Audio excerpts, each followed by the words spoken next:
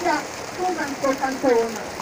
Poštovani gospodine predsjedniče Skupštine Udruženja penzionera Federacije BiH Hadin Sunco, poštovani predstavnici Švicarskog crvenog križa ureda u Tuzli. Današnji program počinjemo ovako.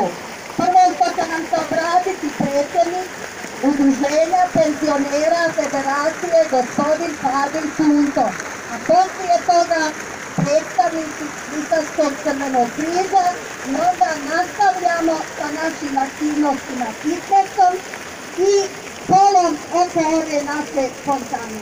Hvala vam puno na dolasku i sretan vam dan od toga da dugo godina zdravo i aktivno živite.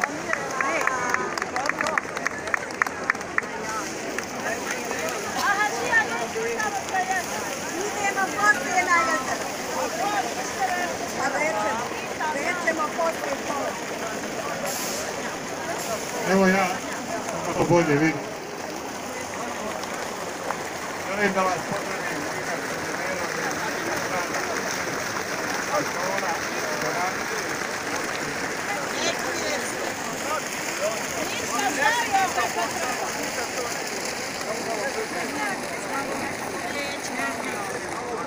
Nisam pirat, pa zato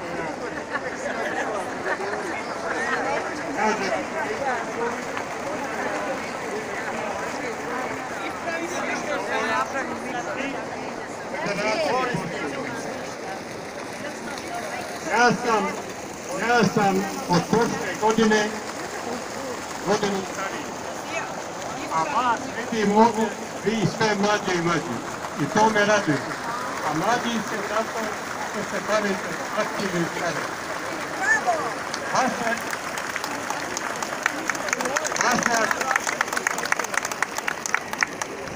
Vaše aktivnosti bi morale da posluže mnogima i da bi vašim putem krenuti.